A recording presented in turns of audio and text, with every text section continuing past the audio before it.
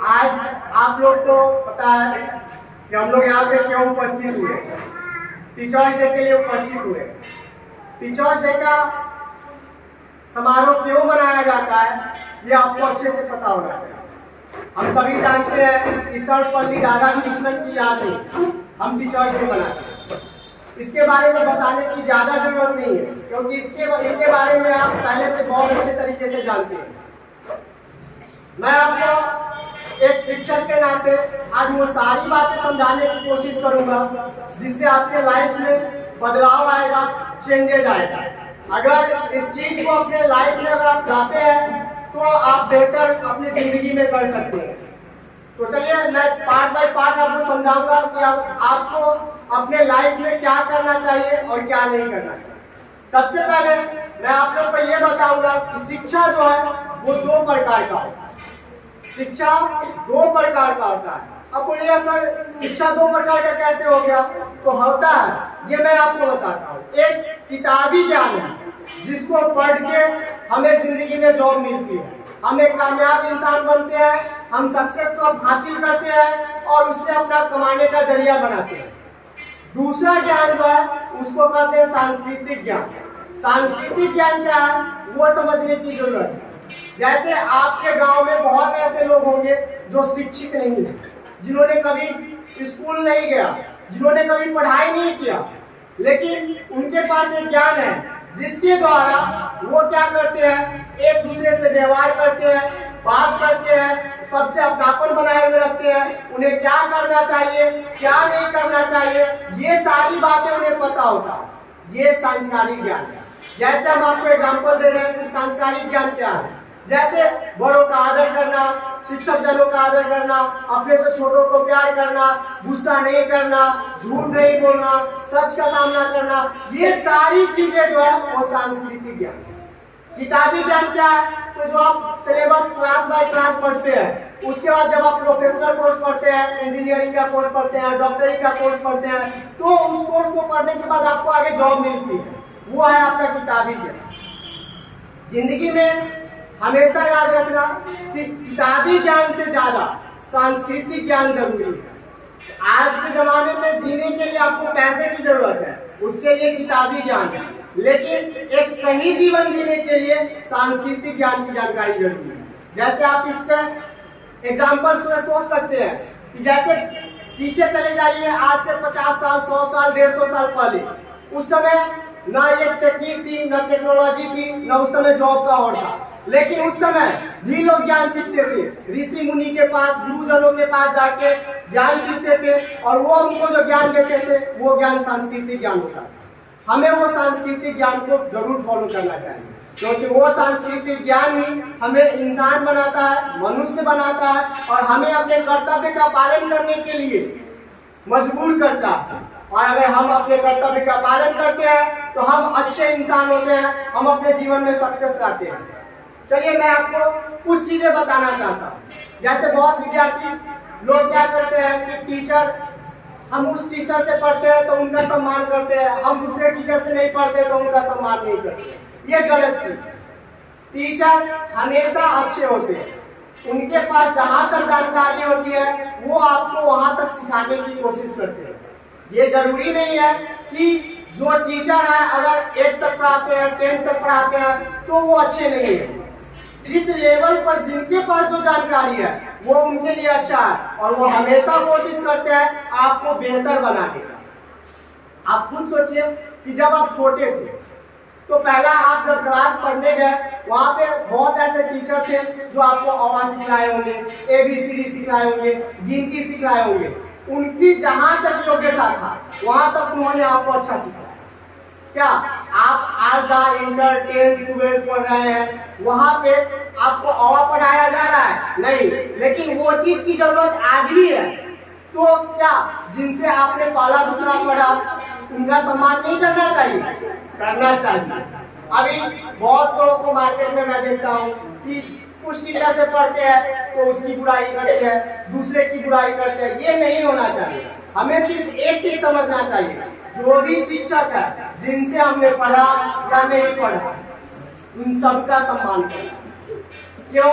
क्योंकि वे हमें ये चीज सिखाते हैं कि हम क्या कर सकते हैं। हमारे पास जो योग्यता होती है हम उसको नहीं पहचान पाते हैं, उस योग्यता को वो बताते हैं कि आपके पास ये काबिलियत है, ये काबिलियत है, ये कैपेबिलिटी है, जिसको आप पहचान के अपने हुनर को पहचान के आप जीवन में सक्सेस करते हैं। जैसे सिंपल सोचिए कि मैं आपको एक बात बताना चाह रहा हूं कि इस पूरे दुनिया में आप सबको खुश नहीं रख सकते, लेकिन कुछ लोगों को आपको खुश रखना चाहिए। अब ये कुछ लोग कौन है? सबसे पहले आपके माता पिता जिन्होंने जन्म दिया, जिनके बदौलत आपकी सांस चल रही है। दूसरा, जब से आप होश संभालते हैं तो आपके गुरुजन, जो आपको ये बताते हैं क्या सही है, क्या गलत है, क्या अच्छा है, क्या बुरा। अगर वो नहीं सिखाए कि ये अच्छा है, ये बुरा है, तो आपको उसका ज्ञान नहीं हो पाता। और ये दो लोग हैं, जब तक आपके सांस में सांस रहेगा तब तक इनका साथ रहेगा। क्यों? क्योंकि माँ बाप का दिया हुआ सांस है, जब तक जिंदा है तब तक वो आपके पास रहेगा। और गुरुजन का दिया हुआ आपका ज्ञान है, जब तक आप जीवित रहिएगा तब तक आपका ज्ञान। तो इन दो व्यक्ति को आप खुश रखने की कोशिश कीजिए। पूरा दुनिया को मैं भी शायद खुश नहीं रख पाता हूँ, लेकिन हम लोग कोशिश ये दो व्यक्ति को खुश रखने का जरूर करना चाहिए। अब ये दो व्यक्ति खुश कैसे हैं? बहुत लोगों का क्वेश्चन होगा कि सर इन दो व्यक्ति को खुश कैसे करें? तो नॉर्मल सी बात है, इन दो व्यक्ति को आप नॉर्मल तरीके से खुश कर सकते हैं, ना इनके लिए आपको बहुत कुछ करने की जरूरत है। आपको क्या करने की जरूरत है वो मैं सिंपली बताता हूं। आप अभी जो भी व्यक्ति है, खासकर हमारे बिहार के लिए ये खासकर मैसेज है, क्योंकि भारत देश में सभी राज्य ऐसे नहीं है, लेकिन बिहार एक ऐसा राज्य है जो हमेशा अति पिछड़ी राज्य है, शिक्षा में सबसे कम इन जगहों पे उनका स्थान बना रहता है। कारण क्या है ये मैं आपको बताता हूँ। अधिकतर विद्यार्थी को क्या प्रॉब्लम होता है कि पढ़ने का मन नहीं करता। आखिरकार आपको पढ़ने का मन क्यों नहीं करता? इस बात में कभी आपने सोचा? नहीं सोचा। क्यों नहीं सोचा? क्यों? क्योंकि आपको अपने कर्तव्य का ज्ञान नहीं था और ना किसी ने आपको कर्तव्य का ज्ञान कराया। चलिए मैं आपको उसी चीज का ज्ञान करा रहा हूं। बिहार में आप जनरली जानते हैं कि पहला, दूसरा, तीसरा, चौथा, पंचमा, इवन 9th तक सरकारी स्कूल में बच्चे जो भी पढ़ते हैं उस रिजल्ट का उनके पेरेंट्स को इंतजार नहीं होता। 9th तक के रिजल्ट का पेरेंट्स को इंतजार नहीं होता। वो नहीं जानते कि मेरा बच्चा अच्छा पढ़ रहा है, खराब पढ़ रहा है, लेकिन मैट्रिक, इंटर, इन दो रिजल्ट का वो बेसब्री से इंतजार करते हैं। हर बच्चे में आप खुद सोचिए कि हर बच्चे में क्वालिटी है जिसके द्वारा वो अच्छा कर सकता है, लेकिन वो करना नहीं चाहता। कारण क्या है ये समझने की जरूरत है। अगर आप पढ़ाई के लिए आते हैं, सबसे पहले आपको पढ़ने के लिए भेजा है, आपके माता पिता आपको पढ़ने के लिए भेजे हैं। अब सोचिए कि आपको पालने में, आपके शिक्षा ग्रहण करने में, आपको पैसा खर्च करने में हर जगह वो अपनी इच्छाओं को मार देते हैं और वो आपकी इच्छाओं को आगे रखते हैं। मतलब कि आपके माता पिता अधिकांशतः कष्ट करते हैं, इसलिए ताकि मेरा बच्चा पढ़ लिख कर अच्छा बने, ताकि मेरा बच्चा कुछ कर सके। आपके किसी भी रिजल्ट का उनको इंतजार नहीं होता, सिर्फ आपके 10वीं के रिजल्ट का उनको इंतजार होता है। अब खुद सोचिए, आपका एज 15 साल 16 साल होगा जब आप 10वीं क्लास में। अगर 15 साल 16 साल के उम्र में एक बार अपने माता पिता को खुश करने का मौका मिले तो क्यों नहीं खुश किया जा सकता? अब बोलिए सर कैसे खुश कर दे, कैसे मौका मिला हमको अपने माता पिता को खुश करने का? तो आप खुद सोचिए कि आपके रिजल्ट के बारे में आपके माता पिता ज्यादा इंतजार करते हैं। जैसे मैं आपको एक एग्जांपल देता हूँ। सपोज कीजिए कि आप अभी 10th के एग्जाम देने जाने वाले हैं, तो आपके माता पिता में से कोई एक जाते हैं आपको एग्जाम दिलवाने। अगर वो काम पे जाने में लेट हो गए तो उनका जो दोस्त है वो उनसे पूछता है कि अच्छा आज आप लेट क्यों आए काम पे? तो बोलते हैं अरे मेरे बेटे का या मेरी बेटी का आज पहला दिन एग्जाम था, उसको सेंटर पर छोड़ने गए, 10वीं का एग्जाम देने गए। अब इस तरीके से उनके दोस्त को ये बात पता चल जाता है कि आपकी जो एग्जाम है वो 10th का है और आप एग्जाम देने वाले हैं। जब एग्जाम का रिजल्ट आता है तो सोचिए, जब आपका एग्जाम का रिजल्ट आता है और किसी कारणवश आपका रिजल्ट खराब हो जाता है तो आप शर्म से घर से बाहर नहीं निकलते कि मेरा दोस्त क्या कहेगा, हमको पहचानने वाला क्या कहेगा, यही करते हैं ना। लेकिन सोचिए, आप घर से 2-3 दिन नहीं निकलते हैं, कमरे में बंद करके रोते हैं, कोई दिक्कत नहीं, क्योंकि आपको शर्म लग रहा है। लेकिन आप खुद सोचिए कि आपके माता पिता जब आप खराब रिजल्ट लेके आए हैं तो क्या वो घर से बाहर निकलना बंद कर दिए होंगे? अब उनका वो दोस्त भी तो पूछेगा, जिस समय एग्जाम देते समय वो बोले थे कि मैं अपनी बेटी का एग्जाम दिलवाने गया था, वो उनसे तो रिजल्ट पूछेगा। उस समय उनको खाने में कैसा लगेगा कि मेरा बच्चा का रिजल्ट खराब हुआ? सोचिए, इस तकलीफ को सोचो।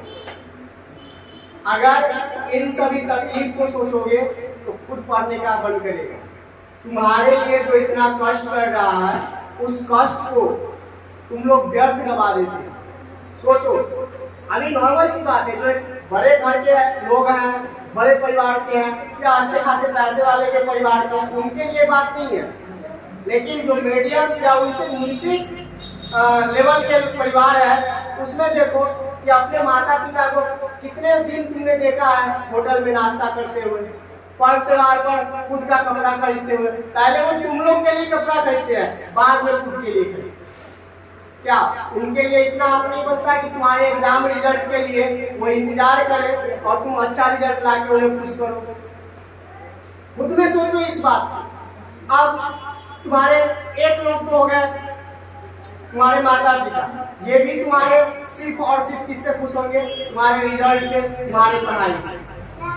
अब नेक्स्ट कौन है? तो गुरुजन। अब गुरुजन भी तुम्हारा वही करते हैं। तुम खुद सोचो, किसी भी टीचर के पास जाते हो, उनको फीस देके पढ़ते हो, सिलेबस क्या, लेकिन उसके अलावा क्या करना चाहिए, क्या नहीं करना चाहिए, क्या अच्छा है, क्या बुरा है, कैसे जीवन जीना है, इन सभी के बारे में भी वो बताते हैं, जो बिना फीस लिए हुए बताते। अब आप लोग को इस पे ध्यान देना चाहिए कि वो टीचर भी आपके बस 2 ही चीज से खुश होता है, एक आपके द्वारा दिए गए सम्मान से और दूसरा आपके द्वारा दिए गए रिजल्ट से। अब जब 2 लोग हैं जो सिर्फ आपकी पढ़ाई के लिए सोच रहे हैं, दिन रात को ये सोचते हैं कि हम किस तरीके से बच्चे को पढ़ाएं, किस तरीके से बच्चे को पढ़ाएं ताकि वो कम मेहनत करते हुए भी अच्छा से अच्छा ज्ञान ले सके, इतने आसान शब्दों में पढ़ाएं कि वो आसानी से समझ सके। इन सभी चीज की कोशिश करने के बावजूद भी विद्यार्थी पढ़ाई नहीं करते। अब बताइए, क्या ये सही है? नहीं है। तो आप लोग का कर्तव्य क्या बनता है? आप लोग का कर्तव्य बनता है पढ़ाई करना। अगर पढ़ना है तो कुछ करना है, और कुछ करने के लिए सबसे बड़ा फायदा क्या होता है? एक कहावत है, एक तीर से 2 निशान, है ना। लेकिन अगर आप पढ़ाई करते हैं ना तो एक तीर से कितना निशाना लगेगा इसका गारंटी नहीं है। जैसे आप खुद सोचिए, अगर आप अच्छा रिजल्ट लेके आते हैं, अच्छा पढ़ाई करते हैं, तो आपके माता पिता खुश हुए, आपके सगे संबंधी खुश हुए, आपके दोस्त लोग खुश हुए, आपके भाई लोग खुश हुए, आपके शिक्षकगण खुश हुए। इसके अलावा जब आप अच्छे से पढ़ाई कीजिएगा तो भविष्य में क्या है, आप जॉब कीजिएगा या अच्छे पोस्ट पे जाइएगा, फिर वहां से आप अच्छा अर्निंग कीजिएगा, अच्छा कमाइएगा, तो आपके फैमिली लोग खुश हुए। भविष्य में आपके परिवार के जितने भी लोग हैं वो सब सारे खुश हो जाएंगे, बस एक पढ़ाई की वजह। अब आप लोग को खुद निर्णय करना है कि पढ़ाई किस तरीके से। सिंपल सी एक वर्ड है कि करने वालों के लिए कोई बहाना नहीं होता है, कोई टाल मटोल नहीं होता, लेकिन जो नहीं करना चाहते उनके पास 500 प्रॉब्लम है। एक प्रॉब्लम को खत्म करेंगे, दूसरा प्रॉब्लम तैयार है। लेकिन जो करना चाहता है उसके लिए कोई प्रॉब्लम नहीं है। आप लोग अधिकांश ये चीज देखते हैं कि क्या करना चाहिए। सबसे पहले आप अपने अंदर झांक के देखिए और अपने आप से पूछिए कि आपको पढ़ने के लिए भेजा गया, पढ़ने के लिए भेजा गया, क्या आप पढ़ाई कर रहे हैं? इसका नॉर्मल एग्जांपल आपको देते हैं, कितना देर पढ़ना चाहिए, कितना देर पढ़ना चाहिए, कैसे पढ़ना चाहिए, ये खुद आप निर्णय कर सकते हैं। कैसे निर्णय कर सकते हैं? सोचिए, आप अपने पिताजी के बारे में सोचिए, उनको कमा के घर चलाना है, वो कितने देर काम करते हैं? कम से कम 8 से 10 घंटा। मतलब किसी के भी पिताजी है, उनको कमा के अपना घर परिवार चलाना है, कितना देर में चलाना है, कितना देर उनको काम करना है, तो उतना देर काम करना है जिससे परिवार का हर व्यक्ति खुश हो सके, उनके जरूरत के सामान को पूरा किया जा सके। तो उसके लिए वो 8 से 10 घंटा काम करते हैं। अब 8 से 10 घंटा काम करने वाले लोग अपने परिवार की जरूरतों को पूरा कर पाते हैं। हो सकता है कभी कभी चूक भी हो जाती है, लेकिन एक बिजनेसमैन के बारे में सोचिए, वो 20 घंटा 22 घंटा 16 घंटा कितना देर काम करता है इसका गारंटी नहीं होता, इसलिए वो सबसे ज्यादा पैसे वाला। सेम विद्यार्थी में भी यही है, जो 1 घंटा पढ़ता है वो नॉर्मली रहता है स्टूडेंट, जो उससे ज्यादा 3 से 4 घंटा पढ़ता है मीडियम स्टूडेंट कहलाता है, जो 5 से 6 घंटा पढ़ता है वो ठीक है स्टूडेंट कहलाता है। लेकिन जो 12-10 घंटा पढ़ता है, 12 घंटा पढ़ता है, वो सबसे अच्छा होता है, वो टॉपर की लिस्ट में आता है, वही टॉपर विद्यार्थी। अब सोचिए कि आपके पिताजी को अच्छे से कमाने के लिए 8 से 10 घंटा काम करना पड़ा था, आपको अच्छे विद्यार्थी बनने के लिए कितना घंटा काम करना चाहिए? मतलब आपका काम पढ़ाई है, तो कितने घंटा पढ़ना चाहिए? तो अगर 8 से 10 घंटा आप पढ़ाई करते हैं तो समझिए कि आप अच्छे पढ़ाई कर रहे हैं, आप जिम्मेदारी निभा रहे हैं, अदरवाइज आप नहीं निभा। आप लोग को खुद से ये सवाल करना चाहिए कि क्या हम पढ़ रहे हैं? इसके लिए अगर आपका अंदर से ये आवाज आ जाए कि नहीं हम पढ़ रहे हैं तो ठीक है, लेकिन मुझे नहीं लगता है कि किसी के अंदर से आवाज आए कि हाँ वाकई में हम पढ़ाई कर रहे हैं। तो क्या नहीं पढ़ने के लिए गार्जियन खुश होंगे? नहीं पढ़ने के बाद टीचर खुश होंगे? नहीं। टीचर डे को हम लोग सेलिब्रेट करते हैं, बहुत अच्छे तरीके से करते हैं, बहुत उत्साह के साथ करते हैं, लेकिन उस टीचर डे में एक टीचर क्या उम्मीद लगाता है आपसे? आप टीचर डे पे गिफ्ट देते हैं, उस गिफ्ट की उम्मीद नहीं लगा के रखते हैं टीचर। उनका गिफ्ट क्या होता है पता है? आपका रिजल्ट। अगर हर विद्यार्थी को कुछ गिफ्ट देना है तो रिजल्ट दीजिए, वो गिफ्ट रिजल्ट है। अगर आप एक बार रिजल्ट देते ना, वो लाइफ टाइम के लिए गिफ्ट है। जैसे सपोज कीजिए आपने मुझे पेन गिफ्ट दिया या जो भी चीज गिफ्ट दिया, कीमती से कीमती गिफ्ट दिया, उस गिफ्ट को हम सबको बता पाएंगे? नहीं बताएंगे। लेकिन अगर आपने रिजल्ट गिफ्ट दिया है, हर व्यक्ति को कहेंगे अरे ये बच्चा था जो मेरा 400 नंबर लेके आया, ये बच्चा था मेरा 380 नंबर लेके आया, ये बच्चा था मेरा 410 मार्क्स लेके आया, कोई बच्चा है जो 420 लेके आया। अगर टॉप हो जाते हैं तो तुम्हारे बारे में ऑलरेडी सब बात करता है, तो वो गिफ्ट होता है। तो कोशिश कीजिए, गिफ्ट देना है तो पढ़ाई का गिफ्ट। हाँ, जहाँ भी आपको प्रॉब्लम होता है संपर्क कीजिए, स्पेशली क्लास कीजिए, कोई दिक्कत नहीं है। लेकिन ये चीज आप अपने अंदर डालिए कि हमें पढ़ना है। नहीं पढ़िएगा तो कुछ नहीं है, क्योंकि आपका गिफ्ट वो 2 दिन का गिफ्ट है। लोग एक सिंपल सी, जब मैं पढ़ रहा था और पढ़ने के आवर में मेरा एक दोस्त था, हाल फिलहाल मैं उनके पिताजी से, उन्होंने मेरे से क्वेश्चन किया कि आपने धान का पौधा देखा। एक्चुअली उन्होंने मेरे से नहीं किया था, अब वहां पे गए तो उनके 2 बेटे थे, उनसे क्वेश्चन किया और ये क्वेश्चन का जवाब देना था। 2 क्वेश्चन उन्होंने किया, एक क्वेश्चन कि आपने धान का पौधा देखा और दूसरा उन्होंने क्वेश्चन किया कि क्या आपने मिठाई खाया है। अब बताओ कि धान का पौधा कौन नहीं देखा? लेकिन यहाँ पे मतलब और धान का पौधा देखने का अर्थ क्या है उसको समझना जरूरत है, क्योंकि धान का पौधा तो जनरली है, सब देखा है, लेकिन धान के पौधा से देख के हम सीख सकते हैं। जैसे तुम लोगों ने देखा होगा जिस धान में दाना नहीं होता, जिसको हम लोग देहाती भाषा में खखड़ा कहते हैं ना, वो धान का पौधा हमेशा टाइट खड़ा रहता है। देखा है? जो पौधा में धान निकला और उस पौधे में धान में जो है दाना नहीं होगा, उसको हम लोग देहाती भाषा में खखड़ा कहते हैं। वो धान के पौधा को देखिएगा एकदम सीधा खड़ा होगा, और जिस पौधे में धान में दाना आ गया होगा वो धान का शीश क्या होता है? झुक जाता है। ये चीज ये बताता है कि हमने धान का पौधा देखा तो जरूर, लेकिन उससे कुछ सीखा नहीं। धान का पौधा हमें ये सिखाता है कि अगर तुम्हारे पास ज्ञान हो जाएगा तो तुम ऑटोमेटिक झुक जाएगा, ऑटोमेटिक सबके साथ हो जाएगा। जैसे ही तुम्हारे पास ज्ञान नहीं होगा, बेवकूफों की तरफ हरकत करेगा, जो तुम लोग को अच्छे से देखने को भी मिलता। दूसरा उन्होंने कहा कि मिठाई खाया है आपने? अब जनरली लोग तो कहेंगे कि आप कौन मिठाई नहीं खाया, लेकिन उनके कहने का अर्थ ये नहीं था, उनके कहने का अर्थ कुछ और था जो मैं आपको समझा। मिठाई खाने का अर्थ क्या, मिठाई का स्वाद क्या होता है, मीठा होता है।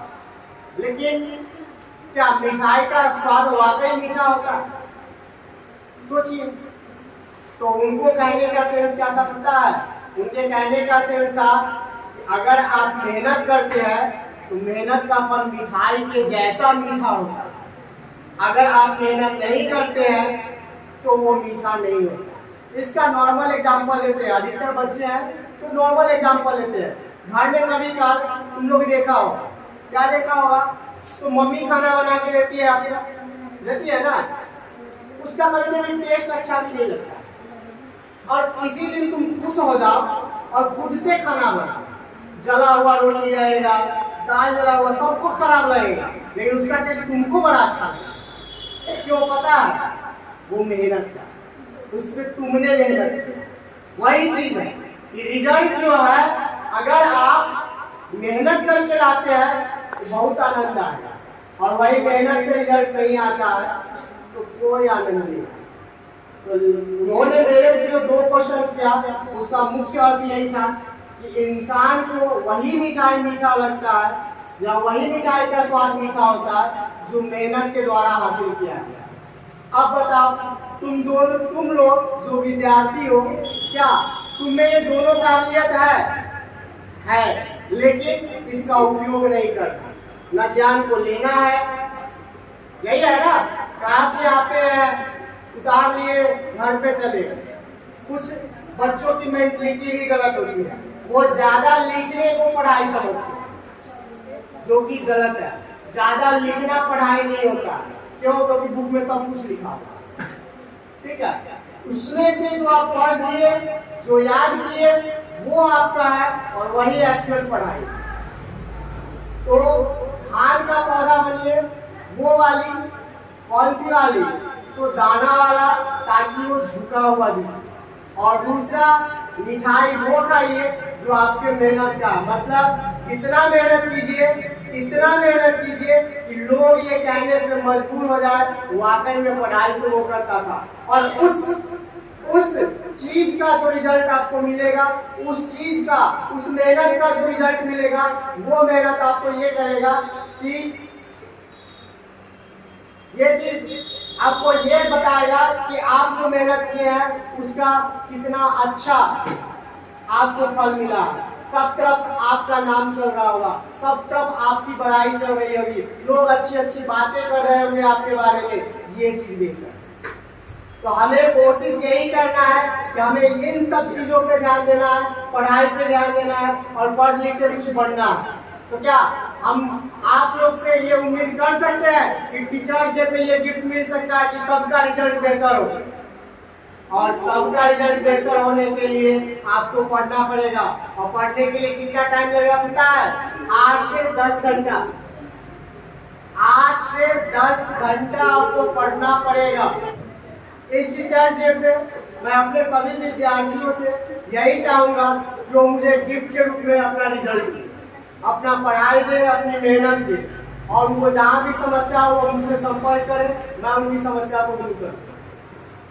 और इस टीचर्स डे में बस इतना ही, ज्यादा कुछ नहीं बताने वाला हूँ, बस 2 चीज बताने वाला हूँ। एक, अपना कर्तव्य का पालन करो, और दूसरे अपने टीचर और अपने माता पिता को खुश करने की कोशिश करो। और ये सिर्फ और सिर्फ खुश हो सकते हैं तुम्हारे रिजल्ट से। अगर तुम रिजल्ट नहीं लाते हो तो तुम्हारे माता पिता भी दुखी होंगे और तुम्हारे शिक्षकगण भी दुखी होंगे। तो आज के टीचर्स डे का यही मैसेज है, मेरे ही विद्यार्थियों के नहीं, इस पृथ्वी पर जितने भी विद्यार्थी हैं उन सभी को, इस पृथ्वी पर जितने भी विद्यार्थी हैं उन सभी को इन 2 व्यक्तियों को खुश करने की कोशिश करनी चाहिए। एक अपने माता पिता को, और दूसरा अपने गुरुजनों को। बस आज के लिए इतना ही, ठीक है। कोशिश करते हैं हम सब मिलके कि जो सर्वपल्ली राधाकृष्ण जी का सपना था कि हमारा देश शिक्षित हो, हर एक बच्चा शिक्षा ले और अपने जीवन में अच्छा कुछ करे, तो हम उनके इस जन्मदिन पे ये शपथ लेते हैं कि हम लोग एक दूसरे को मिलके अच्छा शिक्षा लेने में और शिक्षा लेकर देश को आगे बढ़ाने में मदद करें।